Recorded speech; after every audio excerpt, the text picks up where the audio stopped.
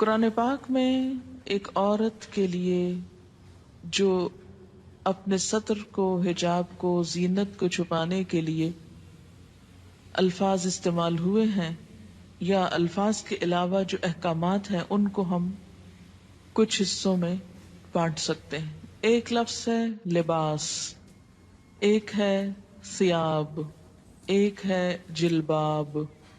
یہ تو ہے لفظوں کا استعمال. لباس، ثیاب، جلباب، یہ 3 لفظ قرآن نے استعمال کیے. لباس کہتے ہیں اس کپڑے کو جو جسم ڈھانکتا ہے. لباس، ڈریس جس کو آپ کہتے ہیں، جیسے شرٹ ہے، پاجامہ ہے، جو جسم کے ساتھ لگا ہوتا ہے. ثیاب اور جلباب وہ کپڑا ہے جو لباس سے اوپر ہوگا. پھر لباس کے مختلف حصے بھی استعمال ہوئے ہیں، مثلا خمار، پھر سرابیل ایک اور جگہ پر استعمال ہوتا ہے. سرابیل من قطران جہنمیوں کے لباس کے لیے استعمال ہوا ہے شلوار کے معنی میں. اسی طرح قمیص، تو ایک ہے قمیص جو اوپر کا لباس ہے، پاجامہ یا شلوار جو ہے وہ اس کو مکمل کرتا ہے. عورتوں کے لیے ایک زائد ڈریس ہے مردوں سے، اور وہ ہے خمار جس کا سورۃ النور میں ذکر ہوا ہے، دوپٹہ. یہ سب کچھ لباس میں شامل ہو جاتا ہے. اس کے بعد ثیاب اور جلباب باہر جانے کے لیے استعمال ہوتا ہے. یہاں بوڑھی عورتوں کو کیا کہا کہ باہر جاتے ہوئے پھر وہ بڑی چادر جس کو ثیاب ان کا بولا گیا وہ اتار دیں، کیونکہ اگر ثیاب سے مراد لباس ہوتا تو پھر آپ خود سوچ سکتے ہیں کہ اس کا معنی کیا بنتا ہے. سورۃ الاحزاب میں آتا ہے یا ایھا النبی قل لازواجک وبناتک ونساء المؤمنین یدنین علیہن من جلابیبہن. تو اس سے کیا پتہ چلتا ہے کہ گھر کے اندر تو لباس ہوگا، گھر کے باہر جلباب ہوگا، ثیاب ہوگا. کچھ زینت ایسی ہے کہ جو گھر کے اندر چھپانی ہوگی، اس کو ستر بولتے ہیں، جو ایک عورت عورت کے سامنے یا ایک مرد مرد کے سامنے چھپاتا ہے، یا ایک عورت اپنے محرم رشتہ داروں کے سامنے چھپاتی ہے، یا کچھ نامحرم رشتہ داروں کے سامنے. اور ایک حجاب ہے جو غیر محرم لوگوں کے سامنے استعمال کیا جاتا ہے. یہ ہے خلاصہ اس حکم کا جو ایک عورت کو اپنے جسم کی حفاظت کے لیے قرآن پاک میں دیا گیا ہے. پہلی چیز کیا ہے یہ سمجھ لیجئے کہ لباس کس کا نام ہے، ثیاب کس کا نام ہے، حجاب کس کو کہتے ہیں. کیونکہ حجاب کا لفظ بھی آتا ہے، یعنی لفظ حجاب بھی استعمال ہوا ہے. حجاب کہتے ہیں پردے، آڑ، اوٹ کو. سورۃ الاحزاب میں آتا ہے ازواج مطہرات کو حکم دیا گیا وَإِذَا سَأَلْتُمُوهُنَّ مَتَاعًا فَاسْأَلُوهُنَّ مِنْ وَرَاءِ حِجَابٍ. جب تم ان سے کوئی چیز مانگو تو حجاب کے پیچھے سے مانگو. تو حجاب ضروری نہیں کہ جسم پر ہو. حجاب کا لفظ جسم کے لیے بھی استعمال ہو سکتا ہے، جسم کے اوپر کپڑے کے لیے، یا آڑ یا اوٹ کی بات ہے. مثلا دروازے کے اوپر جو پردہ لٹکا ہوا ہے، یا کسی بھی ایسی جگہ پر کہ جو عورتوں کے بیٹھنے کی جگہ ہے جس کے پیچھے وہ چھپ کر بیٹھی ہوئی. حجابہ کا مطلب ہوتا ہے چھپنا. یا بنی آدم، اے آدم کی اولاد.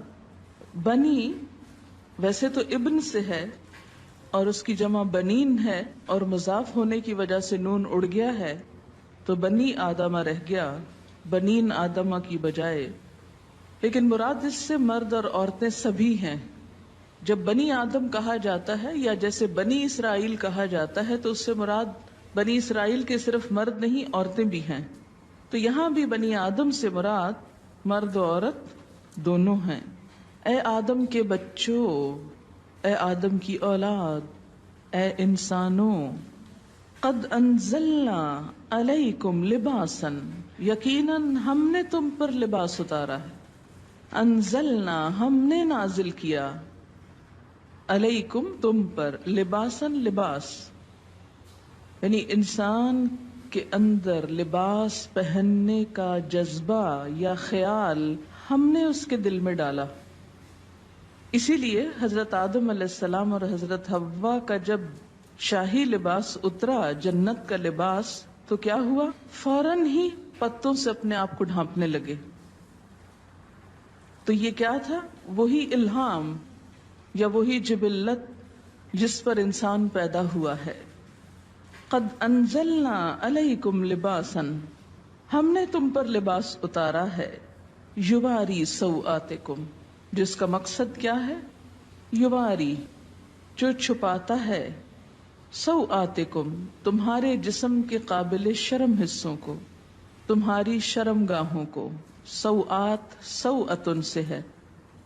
لاش کے لیے بھی لفظ پیچھے استعمال ہوا ہے. سو اس کا مادہ ہے، روٹ، جس کا مطلب ہی برا ہے، برائی. وریشا، اور زینت. ریش عربی میں پرندے کے پر کو کہتے ہیں. ریشتن فیدر کے لیے استعمال ہوتا ہے. پرندے عموماً اپنے پروں کی وجہ سے ہی پہچانے جاتے ہیں، اور یہ پر ان کے لیے پہچان کے علاوہ خوبصورتی کا ذریعہ بھی ہیں.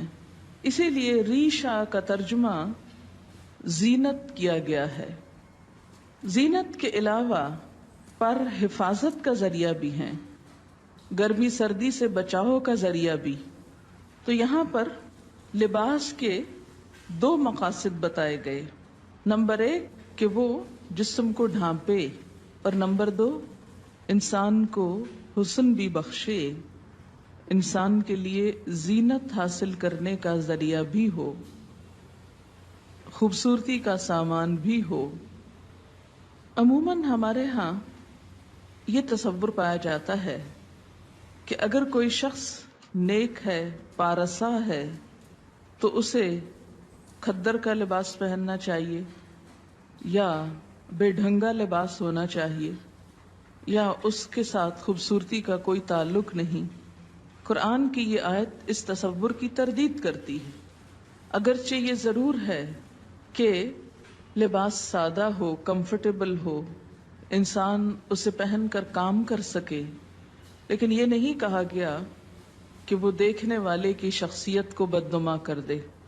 جہاں تک یواری سوآتکم کا تعلق ہے تو لباس کی دو چیزیں بتائی گئیں کہ وہ شفاف نہ ہو، وصاف نہ ہو. شفاف کا مطلب کیا ہے؟ ٹرانسپیرنٹ نہ ہو. یواری چھپائے. اگر کوئی لباس جسم کو چھپاتا نہیں، یواری کی صفت پوری نہیں کرتا، تو وہ بھی اسلامی لباس نہیں. اور دوسرا وصاف نہ ہو. وصاف کا کیا مطلب؟ اتنا ٹائٹ نہ ہو کہ جس سے جسم کے اعضاء الگ الگ نظر آنے لگے. نہ مردوں کے لیے یہ پسندیدہ ہے اور نہ ہی عورتوں کے لیے. اب آپ دیکھیں کہ یہ جو شرط لگائی گئی، یواری، جو چھپائے. اب ذرا سب اپنے اپنے لباس کو دیکھیں، کیونکہ بخاری اور مسلم کی حدیث ہے، صنفان من اہل النار لم ارہما، آگ میں جانے والوں کے دو گروہ جنہیں میں نے نہیں دیکھا. ایک گروہ ان میں سے مردوں کے بارے میں ہے، ظالم حکمرانوں کے بارے میں ہے، اور دوسرا عورتوں کے بارے میں ہے.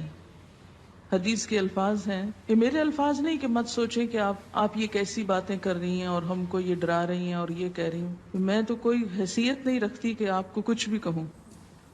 نبی صلی اللہ علیہ وسلم کے الفاظ ہیں، اور جو آپ پر ایمان لاتا ہے آپ کی بات کو بھی اسے ماننا چاہیے، ورنہ تو ماننے کا کوئی مقصد نہیں. اور اگر ہم چاہتے ہیں کہ قیامت کے دن آپ ہماری شفاعت کرائیں، آپ ہمیں حوض کوثر سے پانی پلائیں، حشر کے میدان میں جہاں اتنی گرمی ہوگی کہ ہر شخص، حدیث میں آتا ہے ہر شخص عطش عطش، پیاس پیاس کی رٹ لگائے ہوئے ہوگا، کیونکہ ہر شخص پسینے میں ڈوبا ہوا ہوگا، جس کی تھوڑی سی جھلک آپ کو ہلکی سی، اس سے 70 گنا 70 ڈگری ٹیمپریچر زیادہ کہہ لیں. سورج قریب ہوگا، کوئی چھت سایہ بھی نہ ہوگا سوائے رحمان کے عرش کے سائے کے، کہ جس کے نیچے مخصوص لوگ جا سکیں گے، ہر ایک نہیں پہنچ سکے گا وہاں. تو آپ صلی اللہ علیہ وسلم اپنی امت کو حوض کوثر سے پانی پلائیں گے، اور جس کو ایک دفعہ پلائیں گے دوسری دفعہ اس کو پیاس نہ لگے گی. ہم اپنے اس لباس میں آپ کے سامنے جا سکتے ہیں؟ مثلاً سوچئے کہ جیسے تصور میں لائیے کہ نیچے آپ صلی اللہ علیہ وسلم تشریف رکھتے ہیں اور آپ لفٹ سے اترے ہیں، سیڑھیوں سے اترے ہیں اور آگے آپ کی ملاقات ہو جاتی ہے ان سے، فیس کر سکتے ہیں ان کو؟ تو وہاں ان سے حوض کوثر سے پانی لے کے کیسے پئیں گے اگر ایسے عمل ہوئے؟ آپ نے فرمایا نساء کاسیات عاریات، نساء عورتیں، کاسیات لباس پہنے ہوئے، کاسیہ کسوہ سے ہے، کاسیات عاریات، عاریہ عورت سے، عاریہ ننگی، عریانی سے، ایسی عورتیں جو لباس پہن کر بھی ننگی ہوں گی، obviously یعنی جسم اس میں سے جھلک رہا ہوگا. نساء کاسیات عاریات رؤوسہن کاسمنۃ البخت، ان کے سر اونٹ کی کوہان کی طرح اونچے اٹھے ہوئے ہوں گے. ہیئر سٹائل کی طرف اشارہ ہے کہ ان کے سر اونچے اٹھے ہوئے ہوں گے. کس طرح؟ جیسے اونٹ کی کوہان اٹھی ہوئی ہوتی، کوہان اس کی ہم کو کہتے ہیں نا وہ ابھرا ہوا حصہ ہے. فرمایا لا يدخلن الجنت، یہ جنت میں داخل نہ ہو سکیں گی، ولا یجدن ریحها، اور اس کی خوشبو بھی نہ پا سکیں گی، حالانکہ اس کی خوشبو دور دور تک پھیل رہی ہوگی. تو قرآن کا یہ حکم ہمیں کیا بتاتا ہے کہ ہم ایسا لباس پہنیں جس سے ہمارے سطر ڈھک جائیں.